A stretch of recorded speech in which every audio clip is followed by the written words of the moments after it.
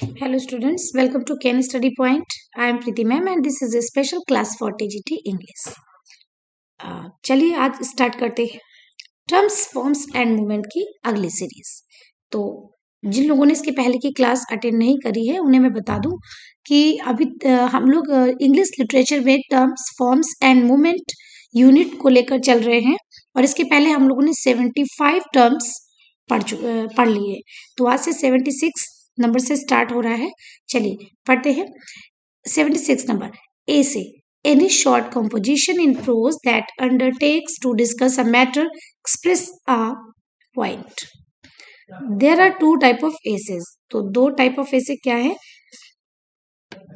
Formal एसे और informal एसे। ये exam में पूछा जा सकता है, क्वेश्चन बहुत पूछा जाता है। फॉर्मल एसे होता है और दूसरा होता है informal essay.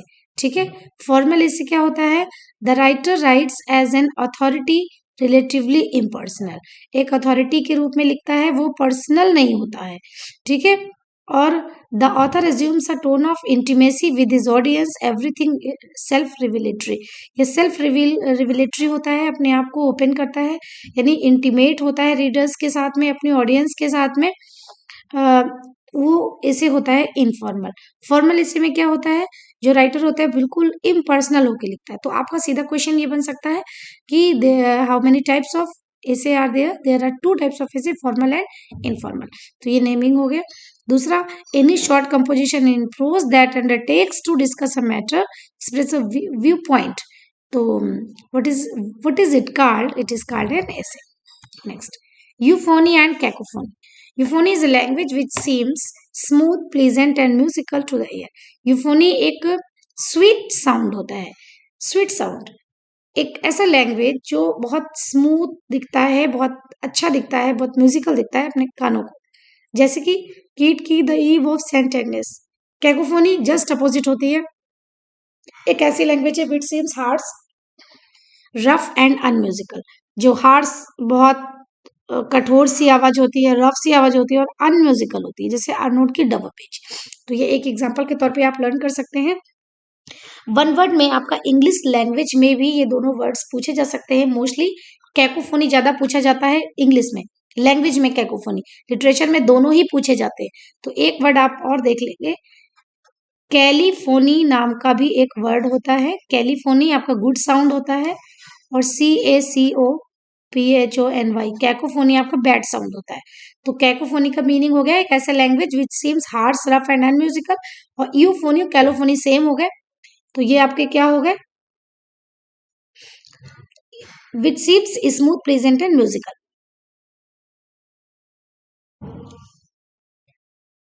Dissociation of sensibility.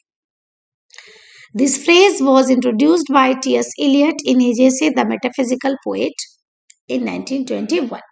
It is a term referring to the way in which intellectual thought as separate from experience of feeling in the 17th century poetry.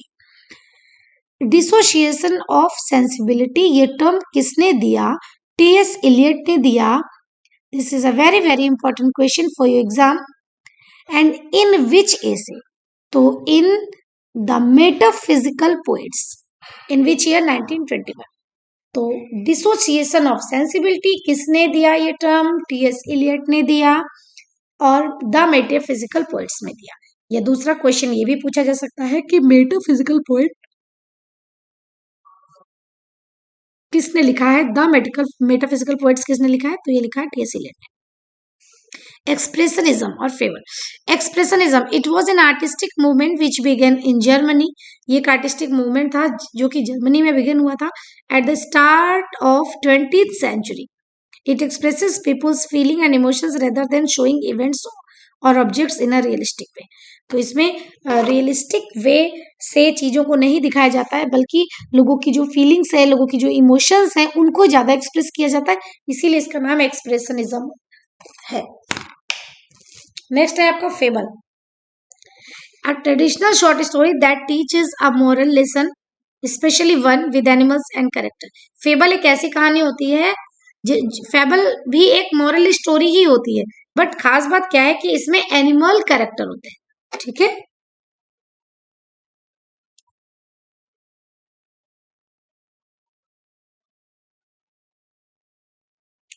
Animal as characters.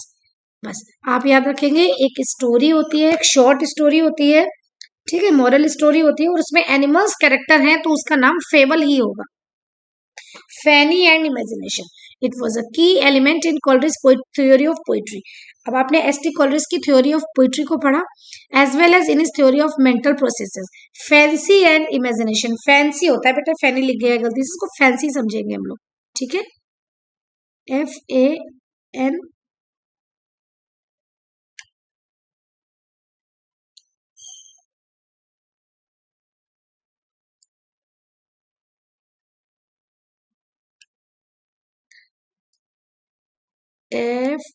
FANCY, fancy है बेटा ये, ठीक है, इसकी जगह पे। तो fancy and imagination एक कल्पना होती है, ये is the faculty of mind which distinguished from reason and judgement. जहां पे हमारा माइंड रीजन को छोड़ दे, जहां पे हमारा माइंड रीजन को अलग हटा के सोचने लगता है, तर्क नहीं लगाता है, जजमेंट नहीं लगाता है, वहां पे फैंटेसी होती है, या फैंसी भी बोलते हैं और इमेजिनेशन बोलते हैं। जैसे आप ये इमेजिन कर रहे हैं, आप ये सोच रहे हैं कि ये जो पॉइंट्स हैं ये अगर आप अच्छी तरह से लर्न कर लेते हैं फिर तो आपको एग्जाम में कोई प्रॉब्लम नहीं होने वाली है, ठीक है। तो ये आपने एक डिसीजन लिया, उसमें ये रीजन नहीं लगाया कि केवल लर्न करने से कुछ नहीं होता है, लर्न करने के बाद अगर आप क्वेश्चंस को सॉल्व करते हैं, क्योंकि एक ही फैक्ट कई तरह से एग्जाम में पूछा जाता है, और जब आप प्रैक्टिस करते हैं क्वेश्चंस को सॉल्व करने की, तो जितनी भी प्रकार से क्वेश्चन मैक्सिमम आ सकता है, वो सारे क्वेश्चंस एक एक बार आपके सामने जरूर आते हैं, घूम घूम कर आपकी आंखों के सामने जरूर आते हैं। तो कोई भी क्वेश्चन आपके लिए नया नहीं रह जाता है, कोई आपके लिए अनोखा नहीं रह जाता है, आप सारे क्वेश्चंस को इजीली सॉल्व करना सीख जाते हैं। और अगर आप ये नहीं सोचते और सिर्फ पॉइंट्स को इकट्ठा कर रहे हैं, पॉइंट्स को लर्न कर रहे हैं, और फिर आप सोच रहे हैं कि नहीं आपकी बहुत अच्छी पढ़ाई हो रही है, तो ये एक फैंसी एंड इमेजिनेशन है, क्योंकि इसमें आपने रीजन का प्रयोग नहीं किया है, ठीक है। इसी तरह से फेमिनिज्म क्या है, फेमिनिज्म 1960 का एक फिनोमिनन था, उसमें फेमिनिज्म तो भी ये फेमिनिस्ट से बना हुआ है, महिलाओं से संबंधित है। तो the believe that um that women should have the same right and opportunities as man, कि वुमेन को भी सेम राइट सेम अपॉर्चुनिटीज होनी चाहिए जो कि मैन को है। इस फिनोमिनन को फेमिनिज्म कहा जाता है। Folklore, it is a name applied to saying, verbal compositions and social rituals that have been handed down solely or at least primarily by word of mouth and example rather than written form। देखिए folklore क्या है, ये एक name कहा जाता है saying जैसे कोई कहावत है, ठीक है, या वर्बल कॉम्पोजिशन है, यानी कुछ लिखा नहीं है लेकिन वर्बली हम लोग कुछ बात को कहते हैं। सोशल रिचुअल्स है that have been handed down solely or at least primarily by word of mouth। तो उस वो जो फैलते हैं ऐसी बातें, वो वर्ड ऑफ माउथ से फैलती है, रेदर देन रिटन फॉर्म, ऐसी बातें लिखी नहीं होती हैं, केवल हम लोग एक दूसरे के मुंह से सुन सुन के फिर उसको दूसरी पीढ़ी में ट्रांसफर करते हैं बता करके। इस तरह से ये जो बातें हैं, ये जो वर्बल कंपोजिशंस हैं, या जो कहावत हैं, ये जो कथन है पुराने, इन्हें फोक लोर कहा जाता है, ठीक है। अब है फोक टेल, जहां पे फोक शब्द आएगा वहां पे पुराना शब्द आएगा। तो यहाँ पे जब फोक टेल है तो it is a very old traditional story from a particular place that was originally passed on to people in a spoken form, ठीक है। फोक टेल एक ऐसी कहानी होती है, एक ऐसी बहुत पुरानी ट्रेडिशनल यानी पारंपरिक कहानी होती है किसी पर्टिकुलर प्लेस से, ठीक है। Next, folk song, it is a traditional ballad that became popular in the US in the 1960s, played on a guitar। सबसे पहले जो बैलेट था वो किस पर गाया गया था, गिटार पर गाया गया था 1960 में, ठीक है। नेक्स्ट है folk drama, it is originated in primitive rites connected with agricultural activities which centered on vegetational deities and goddess of fertility. ये फोक ड्रामा है, वो फोक सॉन्ग था, ये फोक ड्रामा है। इसे जो प्रिमिटिव राइट्स थे वहाँ उस टाइम से ये ओरिजिनेटेड था और किससे कनेक्टेड था? एग्रीकल्चरल एक्टिविटीज से। ठीक है। Form and structure. Form is merely to designate a genre or literary type. कौन सा जेनर है, कौन सा लिटरेरी टाइप है, ये फॉर्म है। जैसे लिखा हुआ है बैलेड है या सोनेट है या ओड है या एपिक है, तो ये फॉर्म बता रहा है ना, उसको फॉर्म बोलेंगे। एंड स्ट्रक्चर क्या है? Structure is overall shape and pattern. Shape क्या है, पैटर्न क्या है। ठीक। Free words. In French term words Liber, words Liber, Liber से लिबर्टी याद रखेंगे। ठीक है। Free words has irregular line length and either lakhs rhyme. इसकी जो लाइन लेंथ होती है वो इरेगुलर होती है और इसमें राइम्स भी नहीं होती है। ठीक है। और else uses it only sporadically. Formalism. It was originated in Moscow and St. Petersburg in the second decade of 20th century.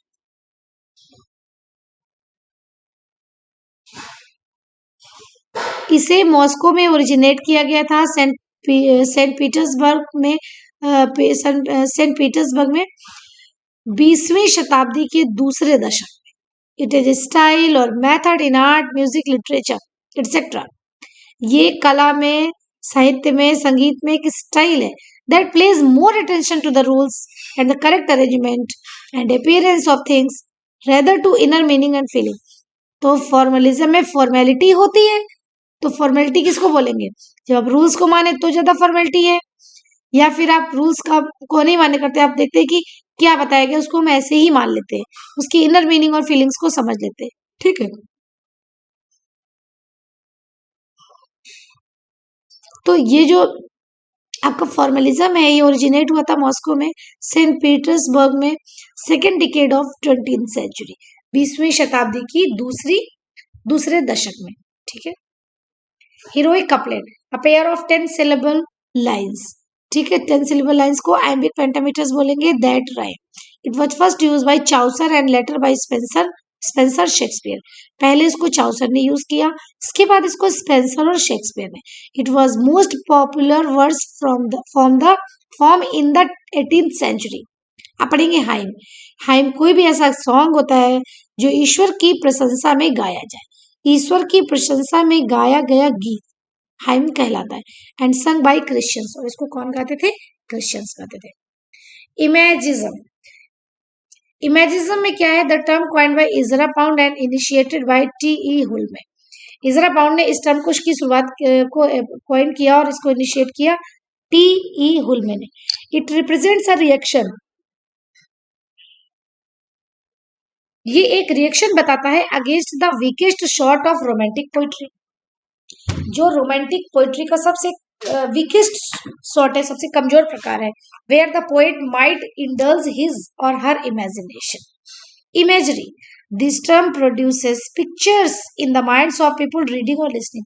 जिस समय हम प्ले को पढ़ रहे होते हैं उस टाइम, या हम लोग सुन रहे होते हैं उस टाइम, हमारे माइंड में पिक्चर बनने लगती है कि ऐसे ऐसे हो रहा है। ठीक है। वो प्ले हमारे सामने घटित होने लगता है, हमारी आंखों के सामने, तो उसको बोलते हैं imagery.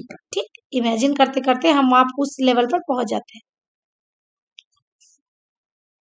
इरोनी, irony is a way of writing in which what is meant is contrary to what the words appear to say. Irony क्या होता है बेटा?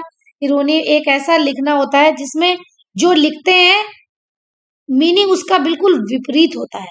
जैसे आप किसी से कहें, किसी की बहुत खराब हैंड राइटिंग हो और उससे कोई व्यक्ति ये कहे कि वाह वाह क्या राइटिंग है आपकी, तो ये इरोनी है कि हम कहना ये चाहते हैं कि आपकी राइटिंग बहुत खराब है, लेकिन हम कह क्या रहे हैं कि आपकी राइटिंग बहुत अच्छी है। तो इस तरह की का जब भी कहीं राइटिंग यूज होगी तो उसको बोलेंगे इरोनी। ठीक है। दूसरा है romantic irony. The term introduced by Friedrich Schlegel. Friedrich Schlegel ने इस टर्म को इंट्रोड्यूस किया सबसे पहले। It is a mode of dramatic और narrative writings in which the author builds up the illusion of representing reality. अच्छा, ये एक ऐसी इरोनी होती है, एक ऐसा प्ले होता है जहां पे ऑथर एक भ्रम क्रिएट करता है, एक इल्यूजन क्रिएट करता है कि रियलिटी को रिप्रेजेंट कर रहा है, जबकि वास्तव में रियलिटी को रिप्रेजेंट नहीं किया जाता है यहाँ पे। जेरेमियाड क्या होता है? The term derived from the Old Testament prophet Jeremiah. तो ये टर्म जो है वो ओल्ड टेस्टामेंट से लिया गया है। Lyric, a poem is which the poet writes about his or her thoughts and feeling. कोई भी पोएम होती है विच द पोएट राइट्स, को पोएट लिखता है अपने बारे में, अपने थॉट्स के बारे में, अपनी फीलिंग्स के बारे में। Lyric poems can deal with any face of experience. जो लिरिक पोएम्स होती हैं वो कोई भी फेस को डील कर सकती हैं, जैसे लव, डेथ, नेचर, रिलीजन और सम डोमेस्टिक, सोशल और political issue. Masque, it was originated in Italy, से इटली में शुरू किया गया, and flourished in England in 16 और 17 century. It was an elaborate form of court entertainment. ये एक बहुत बड़ा फॉर्म ऑफ कोर्ट एंटरटेनमेंट था। दैट कंबाइंड पोइटिक ड्रामा, जिसमें पोइटिक ड्रामा था, म्यूजिक थी, सॉन्ग था, डांस था और स्प्लेंडेड कॉस्ट्यूमिंग थी, यानी बहुत शानदार कपड़े थे, एंड स्टेज था और स्पेक्टिकल्स थे। Malapropism, it is full of exciting events and in which the characters and emotions seem too exaggerated to be real। यानी जैसे कैरेक्टर रियल में होते हैं उनसे बहुत ज्यादा बढ़ा चढ़ा के जहाँ पे वर्णन किया जाता है उसको बोलते हैं malapropism. Metaphysical poets, metaphysical poets were those, ये वो पोएट्स थे, those poets of first half of 16th century, जो 16th सेंचुरी का पहला हाफ था, यानी पहले 50 साल जो थे वो आपको मेटाफिजिकल पोएट के थे। हु, जिन्होंने in their poetry talked about, जिन्होंने अपनी पोइट्री में बात की है बियॉन्ड फिजिकल नेचर, यानी कि शारीरिक प्रकृति से भी ऊपर। Donne was the master of metaphysical school of poetry, और John Donne metaphysical school of poetry के क्या थे? फादर कहे जाते थे, ठीक है, मास्टर कहे जाते थे। Melodrama, it is full of exciting events, इसमें बहुत सारे एक्साइटिंग इवेंट्स होते हैं, and in which the characters and emotions seem to exaggerated to be real, और यहाँ पे भी कैरेक्टर इमोशंस को इतना बढ़ा चढ़ा के प्रयुक्त किया जाता है कि वो रियल नहीं लगते। Metre, metre means the pattern of stress and unstressed syllable in one line of poetry. तो आप ये लर्न कर लेंगे, मोनो का मतलब सिंगल, तो monometer 1 feet, dimeter 2 feet, trimeter 3 feet, tetrameter 4 feet, pentameter 5 feet, hexameter 6 feet, ठीक है, तो ये लर्न करेंगे। रिदम क्या है? It is a kind of movement in life, जब लाइफ में किसी प्रकार का मूवमेंट आता है उसको हम रिदम बोल सकते हैं। Syllable, one broken sound is called one syllable, कहीं से एक साउंड अगर टूटा हुआ है, अलग है, तो उसको बोलेंगे एक सिलेबल कम है। One broken sound is called one syllable, syllable आप समझ रहे हैं, एक ब्रोकन साउंड जो है वो वन सिलेबल कहलाता है। अब है interlude, it means in Latin between the play, होता भी था, जैसे प्ले चल रहा है, वो प्ले आपका मान के चलिए कि आधा प्ले हो चुका है, इसके बाद इंटरल्यूड आता था, यानी बिटवीन द प्ले कुछ आता था। A term applied to a short stage entertainment such as secular farces and witty dialogues with a religious or political point, ठीक है। द टर्म, ये आपके क्वेश्चन हुए यहाँ से। अब यहाँ से कुछ क्वेश्चन है बेटा। The term platonic love is today stands for, हम कहते हैं प्लेटोनिक लव, तो प्लेटोनिक लव कौन सा होता है? Ideal love of beauty, heavenly beauty of God, love divorced from sexual desire, love as propounded by Plato. तो यहाँ पे पूछा गया था प्लेटोनिक लव किसको कहते हैं, तो इसका सही आंसर है C, love divorced from sexual desire, जिस लव में सेक्सुअल डिजायर नहीं होती है।